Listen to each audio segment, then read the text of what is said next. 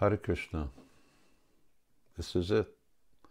This is the end of quite a lengthy journey that we've been on, I think, for the better part of 2 years.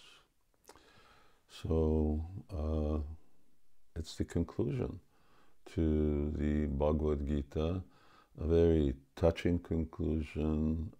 There's really a lot here in this last 20 verses. I'm going to be emphasizing Krishna's bottom line message that really sort of, in one sense, does away with everything else that he said up to now, and makes yoga, spiritual life, meditation extremely easy and to the point. Krishna begins by talking about surrendering, because we concluded our previous session with devotional service and surrendering in devotional service, pure devotional service. Krishna suggests surrendering to the Supersoul, which I've discussed earlier, is his feature, who's residing within everyone's heart. Then Krishna gives us the most confidential knowledge. In the Bhagavad Gita, there's knowledge, confidential knowledge, more confidential knowledge. Now, most confidential knowledge. Krishna's giving us the most confidential knowledge, the best knowledge that he's given so far, and which supersedes everything else that he's also said. And ultimately, there's a very simple question and answers, which really should conclude any teaching, and that is, have you really understood what I've said? And have these teachings done what they really should do, which is free you from illusion? So we're starting with verse 61. Please turn your Bhagavad Gitas to chapter 18, verse 61, and this is our fourth and final installment of this chapter and the whole Gita. Ishvara sarvabhutanam riddeshe arjuna tishtati brahmayan sarvabhutani yantra rudani mayaya. The Supreme Lord is situated in everyone's heart and is directing the wanderings of all living entities, who are seated on a machine made of the material energy. So Krishna says he's in everybody's heart, and he's giving guidance. That guidance is either direct or indirect. Indirect guidance means it comes through the material energy, or direct guidance, it comes directly from him. Those who ignore Krishna's teachings, people who are not interested in self-realization, then they will be under the modes of material nature, which we've spoken a lot about, and those who are advanced souls, who are wanting to progress in spiritual life, to them Krishna speaks directly. And he makes this very poignant directive, that here we are like passengers on the machine of this material body. Yantra rudani mayaya. One of the main thrusts of Bhagavad Gita was to actually understand our identity as being separate from this body. And Krishna then says, yes, if you recognize that he's there as the super soul, then surrender to that super soul within the heart. Do what he tells you. If you can't hear him directly, hear what he says through revealed scriptures and great saints. So Krishna says, now I'm explaining to you knowledge which is still more confidential. He says, and this is a very interesting statement, Tatechasi tatakuru. You just think about it and do what you want. There's no force. Krishna's not forcing everyone. He's giving us the choice. He's teaching us, now you do with this what you want. And it's up to all of us. Do we want to really take seriously that which Krishna has taught. There's not going to be any force involved. It's about free will. Why? Because love means free will. Love cannot be forced. You can give reasons why someone should be loved, but in the ultimate issue, if those reasons are not enough, then you don't have to. And if they are, then yes, by all means, you can embrace that relationship.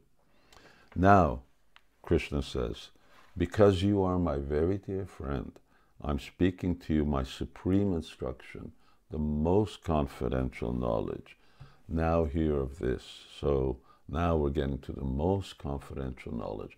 What's the ultimate core of all yoga, of all spiritual knowledge, of everything that's meant to be known?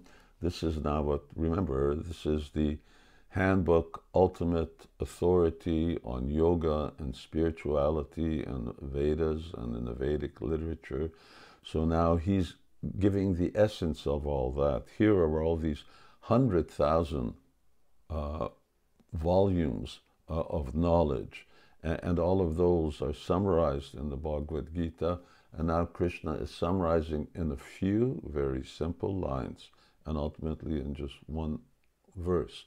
He's going to explain what is the essence of everything that's meant to be known. So first he precedes that with a verse that you're familiar with, because it concluded the 9th chapter. He says, always think of me, become my devotee, worship me, and offer your homage unto me. This is the four stages of devotion. He says, then you will come to me without fail. I promise you this, because you are my very dear friend. Krishna is not just talking to Arjuna, he's talking to us. He's saying, you are my very dear friend, and I'm making this promise to you.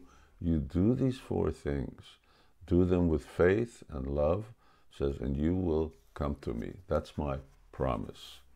Now, if you want to ultimately know what is the summary of everything that you've said, and really what is this most confidential knowledge, because Krishna has already given this 9th verse earlier in what was confidential knowledge. Now, Krishna then tells us what is the real bottom line. And this is a verse, if you want to learn verses in the Bhagavad Gita, and even if you want to learn Sanskrit, and this is always very handy when you're trying to speak to others, Krishna says, Sarvadharmam parityajya, mam ekam sharanam braja, aham tam sarva papebhyo, mokshayishyami ma shuchaha. Abandon all varieties of religion, abandon all varieties of yoga, and just surrender unto me. I shall deliver you from all sinful reactions, do not fear. So in short, Krishna says, forget everything I've said up to now. Forget about karma yoga, jnana yoga, hatha yoga, astanga yoga, this type of yoga, that type of yoga, sakarma bhakti yoga, nishkarma bhakti, so many different types of yoga. Stand on your head, press your nose, forget it all. He says, abandon all varieties and just surrender to me. That's what it's all about. Ultimately, all of those yoga are meant to surrender to Krishna. So if they're all about surrendering to Krishna, then why not just surrender and forget all the headache of having to learn pranayama and so many other different types of asanas, which ultimately only qualify you for bhakti yoga. And it's only through bhakti yoga that you'll learn actually the science of surrender. Mam ekam sharanam. This is the process of Sharanagati. So Krishna then asks this question from Arjuna. All right, now I've told you all of these things. He says, have you heard this with an attentive mind, and are your ignorance and illusion now dispelled? So have we heard Krishna's message? And Krishna says what is required to actually get the message. He says, hear this with an attentive mind, And if you hear with an attentive mind, then what will be the result? Ignorance, illusion will be dispelled. It's very easy. It will no longer be an illusion. What does not being an illusion mean? It means that you will agree with everything that's in the Bhagavad Gita. That's what it means to be free of illusion.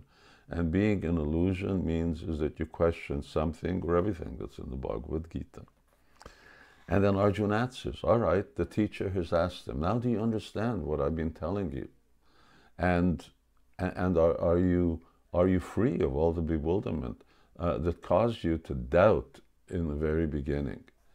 And Arjuna answers, Nasto mahasmriti labdha tat prasada mayachyuta stitosmi gata sandeha har harishe vachanam tava. Arjuna said, my dear Krishna, O infallible one, my illusion is now gone. I've regained my memory by your mercy, and I'm firm and free from doubt and prepared to act according to your instructions. So Arjuna says, yes, my illusion is now gone, and I've regained my memory. I remembered. I remembered what? I remembered that I'm not this body. I remembered that I'm your eternal servant. And I don't have any doubt. I'm very fixed in this conviction. It isn't just something that's passing, it's there. And so what? So whatever you now tell me, I will do. And that is ultimately the bottom line of success in yoga, that whatever Krishna tells us, we will do. And of course, Krishna has already said, you surrender to me. Now, what is that process of surrender? And what are the instructions that Krishna gives in this practicing and perfecting the science of Bhakti Yoga? That's to be found in the Srimad Bhagavatam, which is not just one volume like the Bhagavad Gita, but is quite a few volumes. And in there, not only do we learn the science of devotion in much more detail than it's described in here, but we also learn a lot more about Krishna. Then, in fact, half that book is just all about Krishna, Krishna's incarnations, Krishna's appearance in this world. So that's another set of books. It's a set that if you really want to progress and then go beyond the teachings of the Bhagavad Gita, follow the direction that Krishna gives us in the Bhagavad Gita, then let us know, and we can either in Hungarian or English, we can send you sets of Bhagavad Gitas. So this is the conclusion. There are some concluding words. There's a summary of the Bhagavad Gita by the actual scribe who has written this down. Sanjaya said, thus I have heard the conversation of two great souls, Krishna and Arjuna, and so wonderful is that message that my hair is standing on end. I hope your hair is also standing on end.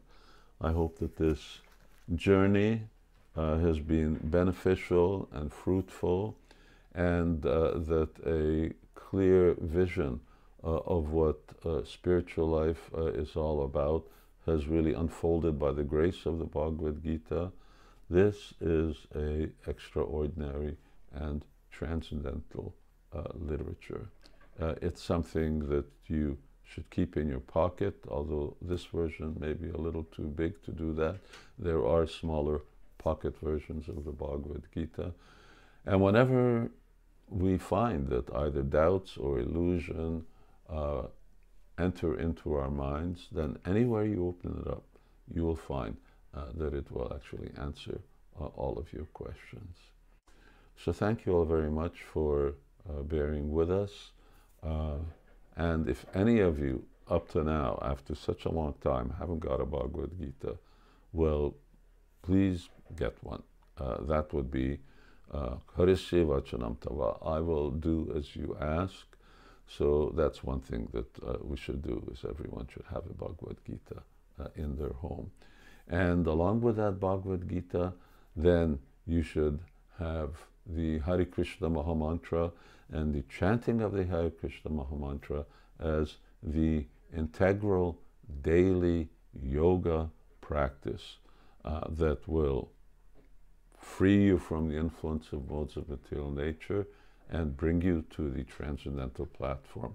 And if by some miraculous chance you forgot what that mantra is, well, here it is. Hare Krishna, Krishna Krishna, Hare Hare, Hare Rama, Rama Rama, Hare Hare. Hare Krishna.